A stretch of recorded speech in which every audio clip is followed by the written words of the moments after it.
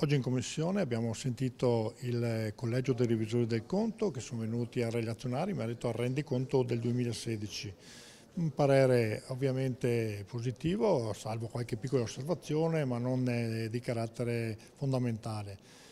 Abbiamo anche tenuto presente quello che è stato l'esito delle rendicontazione anche della Corte dei Conti, la parifica, che è stata sostanzialmente positiva rispetto alle pareri negativi di altri anni. Quindi abbiamo approvato il rendiconto che ci permette di chiudere la partita del bilancio 2016 con una sostanziale soddisfazione da parte ovviamente dei gruppi di maggioranza. Un rendiconto economico e anche patrimoniale che finalmente ci dà la possibilità di conoscere più correttamente l'esercizio finanziario, l'esercizio economico e anche la situazione patrimoniale dell'ente regione. Quindi qualche passo in avanti, chiaramente ci sono ancora delle ombre che cercheremo di dipanare all'interno dei lavori del Consiglio regionale stesso. Comunque ecco, i conti risultano in ordine anche di fronte al parere del revisore dei conti. È chiaro che ci sono degli interventi da fare, per esempio sulla tempistica dei pagamenti,